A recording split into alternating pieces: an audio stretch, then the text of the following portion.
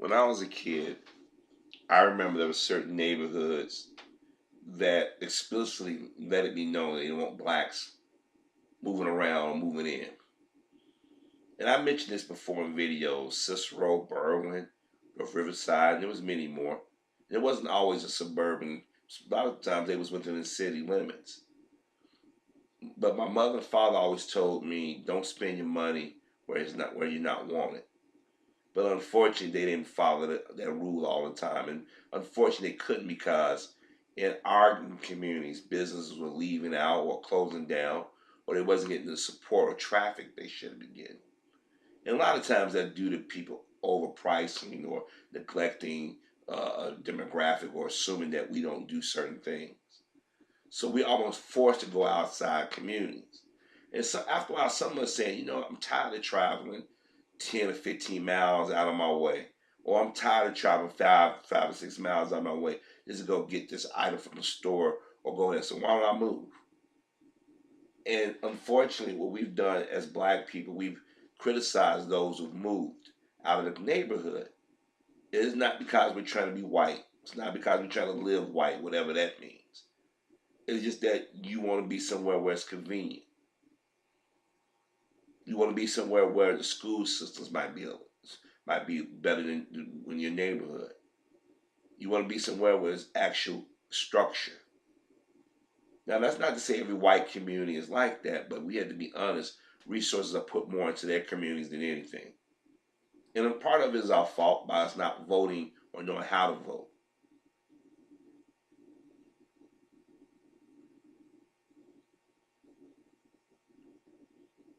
A lot of us just vote and then we figure that's it. A lot of us are not selective of where we spend our money or who comes into our neighborhood. So we have no choice but to step out in other people's neighborhoods, unfortunately. And they don't mind you spending money in their neighborhood. You bring revenue to their community. They get street repairs, they get sidewalk repairs, lights, infrastructure. But when you decide that you want to move into those neighborhoods, and that's when it becomes dicey in some cases. Now, for years, they've had this mentality. But it's not until recently until the technology's called it where we can pull out a phone and record them.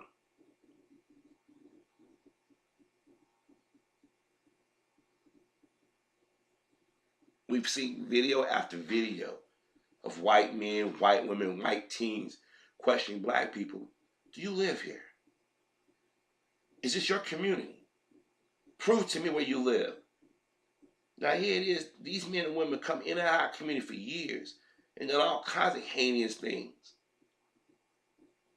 And we don't question the way they question us. But it's that paternalistic attitude, that racist attitude that they have towards us. And a lot of these people ain't white.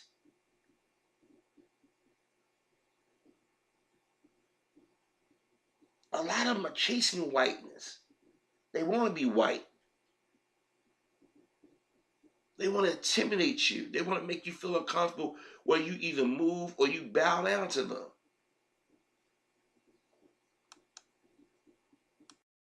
I mean, there's also things that we don't take in consideration.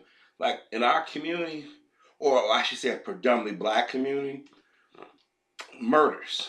We automatically assume that it's somebody in the community or it's gang related.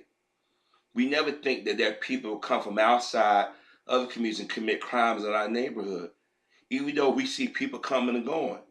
But if a black man or a black woman just so happened to be in the neighborhood, well, we saw somebody suspicious. They was in this colored car and they were African American. Then the news get them. They put them on camera, and everybody start talking about how bad they are and suspicious they were. And come to find out, they never did anything. There's no retraction. How many black folks went missing in our neighborhood, or were raped or beat up by people who don't look like us coming in and out of our community? We don't question anybody. Maybe we should start doing the same thing. But we know damn well people can come and go as they please, as long as they ain't bother anybody. But we give them the benefit of the doubt. How many Mexican restaurants and businesses in our neighborhood, Asian or Arab or Indian in our community, and they don't live nowhere in our community. But if you drive to the neighborhood, what are they doing again? Look how the Asian community, they bring their business in, they do our women. Yes, some of our women put themselves in a situation. Some do dirty shit, but for the most part, they think they put their hands on our people. What's the sister that got killed almost 30 years ago? Latanya Harlins, I believe. If I've got a name wrong, y'all, I know somebody will correct me. This young sister was 14 years old and got shot in the head by the Asian store owner, and they gave her just a fine. It's like what, community service, something like that. You're in a black neighborhood, you kill an innocent girl for no reason, and nothing happened. Those things happen right here in the Chicagoland area. I know they happen in New York and other places. You have Hispanics that come in our neighborhood that the drug trade. They brought the drugs into them and the Italian mobsters and the Mexicans. Asians got into it too, but most of the Mexicans and the Italians. They come in and out of our community, but when brothers and sisters step outside the community, go to their community, we ain't got to be doing nothing but mind our own business. They want to know who you are, where you from, where you live, what's your name, address, all that stuff. And in black folks, we still haven't called this out. Yeah, we get mad and on social media and we're talking about, no, you need to go to the politicians. You need to go to the property owners. You need to say, yeah, man, this is the type of tenant you rent to. You know how they say some places don't want any children or any pets in the building? You should have no races. You should have a busybody. I mean, don't get me wrong. You want to live comfortably. You don't want people coming into your environment doing harm to you or taking something away from you. I get it. I understand it. But there's a way you can do things. When you go call somebody the way you do, question them, especially an adult, these people, and they tell you how bold they are, they ain't afraid. What if these people got weapons on them, or these people are ready to fight? They don't care. They're like, oh, who's this black person? I've been here such and such amount of time. They think we can't afford. A lot of us live better than them.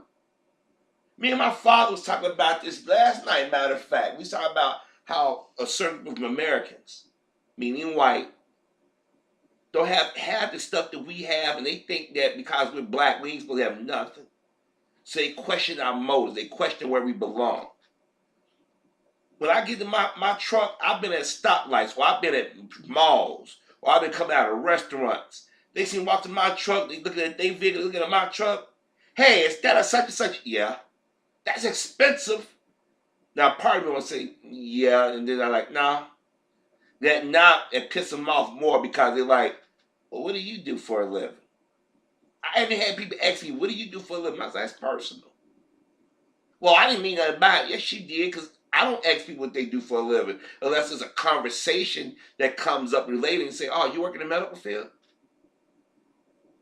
Oh, you're law enforcement? And I'll leave it at that. They had to be organic. Here it is. I've seen white men, when I was a manager in fast food.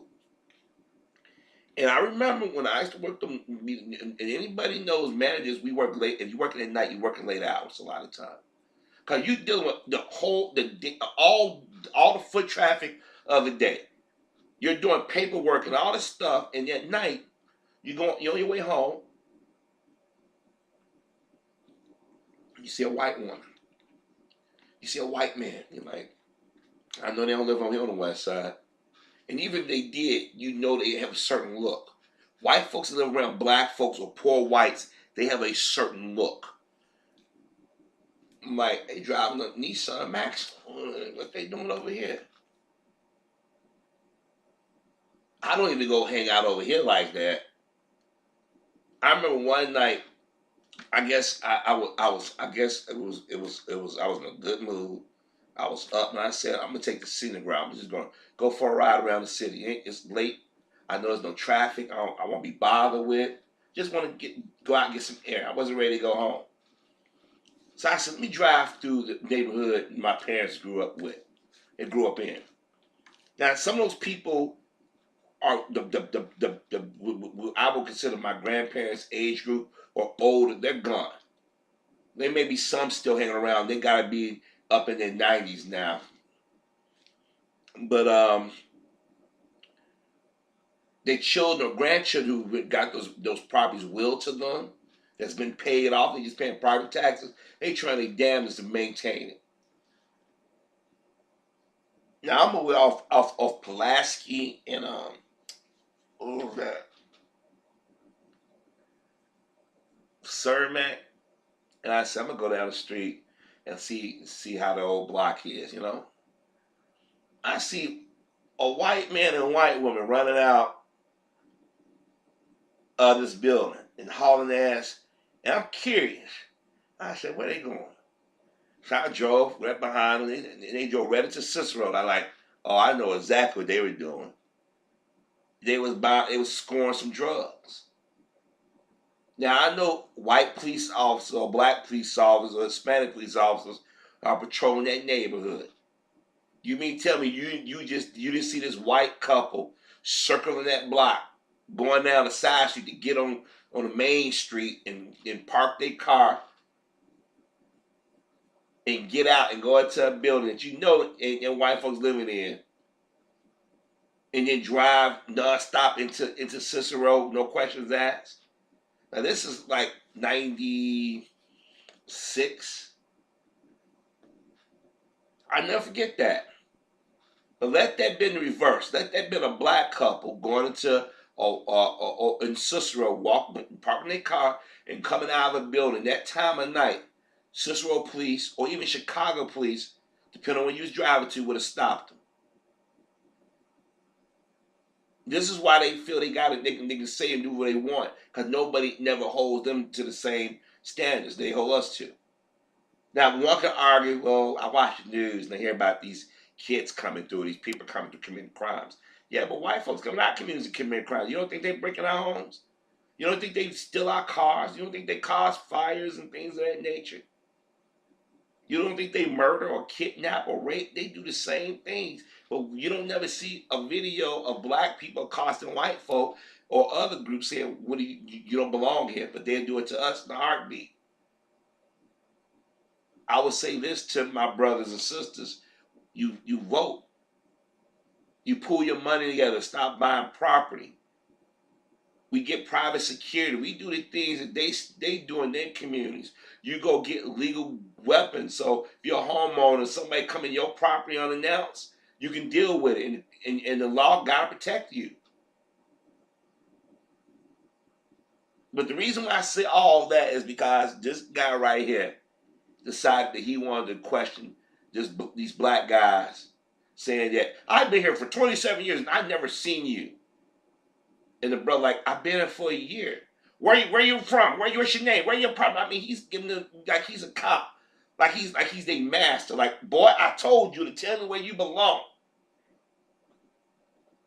Now you would think after a year of white folks getting caught in these embarrassing situations, you would say, you know what? I'm going to tread lightly.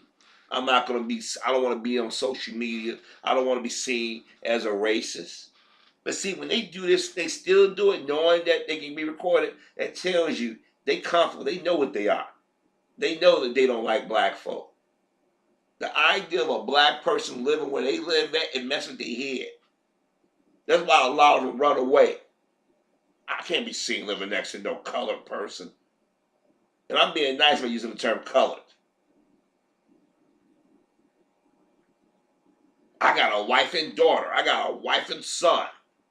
Or I got a sister that lives here. Or I got a mom that lives here. I don't want them darkies doing anything to them. Or I gotta live. I don't want nobody hit me in the head or taking my stuff. So I better ask questions now. But they don't ask questions. They get offensive, disrespectful. I'm gonna leave the link to this, but this guy questioned a grown ass man to do he live in that building or not. But we never question them when they come in our neighborhood. I've yet to see a video where a black person stopped a white person and say, "Hey, do you belong here?" or any other group. Do you belong here? Do you live here? We don't do that. We don't treat them the way they treat us. And that's the problem. We keep trying to turn the other cheek. We're better than known. There's a reason why drugs and guns are flooding into our community. We never stop anybody. We never question, like, what are you doing in these big ass semis driving in our neighborhoods? Why are these trains stopping in our neighborhoods? Why are they pushing us out of certain areas and building these train yard? I mean, there's a lot of things that these people are doing that we don't question.